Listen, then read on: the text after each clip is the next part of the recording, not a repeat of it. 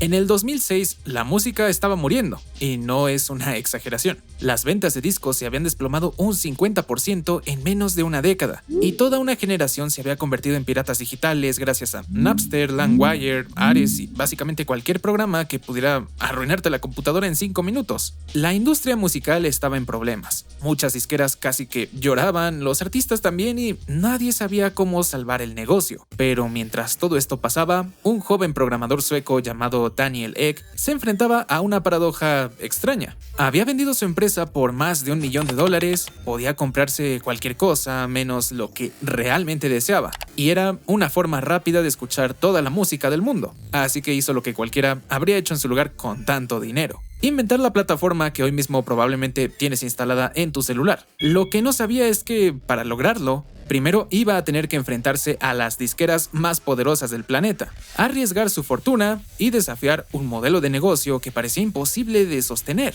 Así que quédate porque esta historia apenas comienza.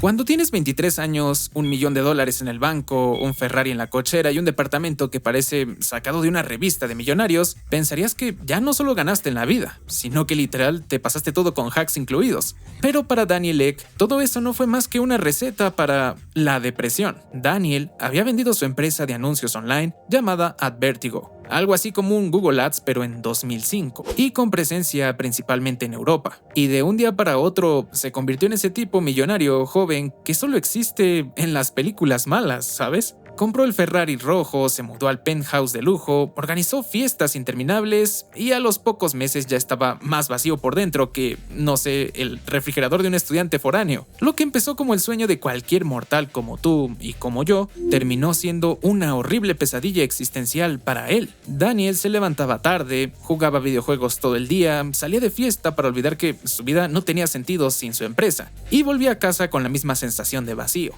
Y sí, es difícil tratar de empatizar cuando estamos hablando del típico millonario con la vida de ensueño, pero esa era su realidad para él. Y esa crisis le llegó tan fuerte que un día simplemente dejó las llaves del Ferrari sobre la mesa, cerró su penthouse y se fue a vivir a una cabaña en medio del bosque sueco. Así, sin más, del glamour a ser un ermitaño. Ahí, entre árboles, viento y algún que otro alce deprimido, empezó a recordar qué era lo que realmente le importaba: la música. Desde niño, había soñado con tener todas las canciones del mundo en la palma de la mano. No una vida de millonario como tal, pero sí un acceso infinito a la música. Y en ese entonces, 2005, o comprabas música a través de los medios físicos tradicionales, o si ya eras muy moderno, comprabas canción por canción en un lentísimo iTunes como un millonario excéntrico. Y si no, la típica y más recurrente, te ibas a Lares a bajarte discos infectados de virus en el peor de los casos. Y fue ahí que, en medio de este contexto, del bosque y de su depresión crónica, Daniel tuvo algo así como una epifanía: crear algo tan rápido como la piratería, pero que además pagara a los artistas. Pero para construir algo tan grande necesitaba ayuda. Y ahí es donde entra en escena Martin Lorentzon, un empresario sueco que Daniel había conocido años antes, cuando vendió su empresa de anuncios a una compañía más grande llamada Trade Doubler, donde Martin era uno de los fundadores. Este tipo le entendía al internet, entendía negocios y, lo más importante, sabía cómo hacer que el dinero fluyera en un mundo que apenas empezaba a digitalizarse. Cuando Daniel le contó su idea de crear una plataforma de música instantánea, Martin no dudó en subirse al barco, y juntos empezaron a darle forma al proyecto que muy pronto iba a cambiar para siempre la forma en que la gente consumía música. Cuando Daniel salió de la cabaña, ya no era, digamos, solo un millonario desorientado. Era el tipo que iba a fundar Spotify, una plataforma tan rápida, tan adictiva y tan universal que hasta tus tías terminarían usándola sin saber cómo. A partir de ese entonces, Daniel Ek dejó de ser el protagonista de su propia historia y el personaje principal ahora era Spotify. Y para lograrlo, tendría que enfrentarse a retos que no existían aún.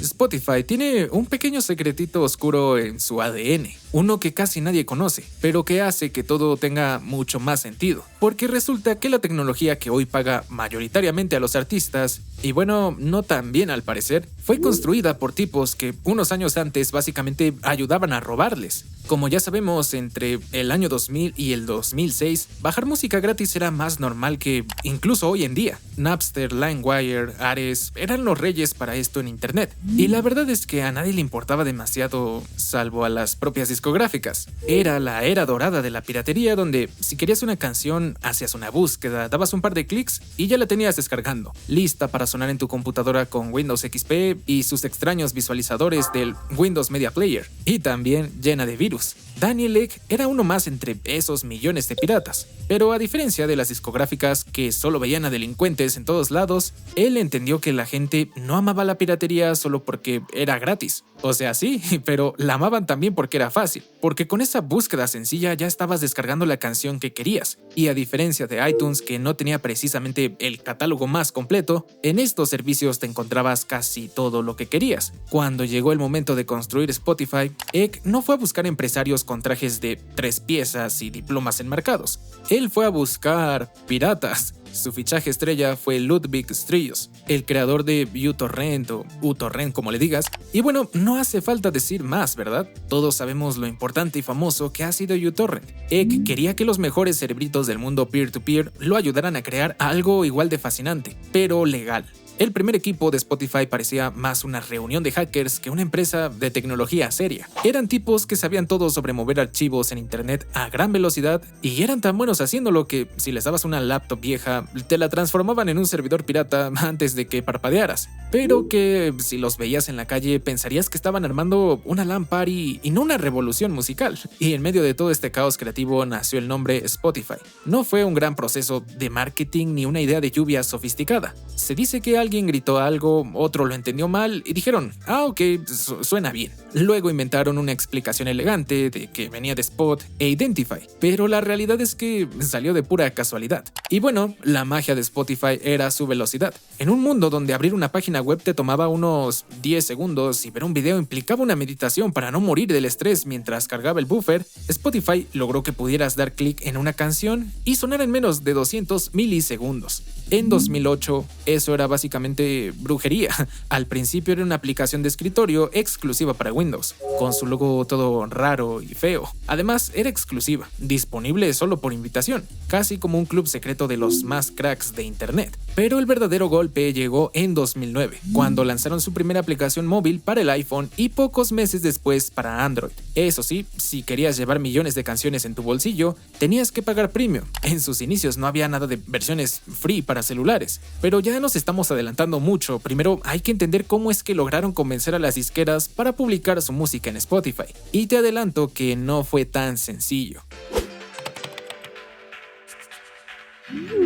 La industria musical estaba en llamas. Los piratas digitales se habían adueñado del océano y sin embargo, cuando alguien venía a ofrecerles una solución, las discográficas parecía que preferían hundirse abrazadas en su Titanic antes que escuchar. Porque sí, eso fue exactamente lo que vivieron Daniel Ek y Martin Lorentzon cuando intentaron vender su idea de Spotify. Puertas cerradas, reuniones inútiles y miradas de desconfianza. Y no eran solo miradas feas. Universal, Sony BMG, Warner y EMI directamente les exigían millones de dólares por adelantado solo para permitirles negociar. Para las discográficas, Spotify era otro Napster disfrazado. Y si no pagabas por hablar o tenías una propuesta millonaria, pues ni te iban a mirar. Pero en lugar de rendirse, cambiaron el discurso. De ser vistos como un Napster 2.0, pasaron a pintarse como los héroes. No eran piratas, iban a ser los salvadores de esta industria, los únicos capaces de convertir a los millones de piratas en consumidores legales. Y aunque todo sonaba muy lindo en papel, el golpe de gracia fue ofrecerles acciones de Spotify. Si la empresa crecía, pues las discográficas también ganarían. Y de la noche a la mañana pasaron de ser enemigos a socios, o al menos eso parecía. Lo malo es que esos nuevos socios estaban llevando casi el 20% de Spotify en acciones, asegurándose un botín gigantesco si la empresa triunfaba. No confiaban en Daniel Ek, pero sí en el olor del dinero.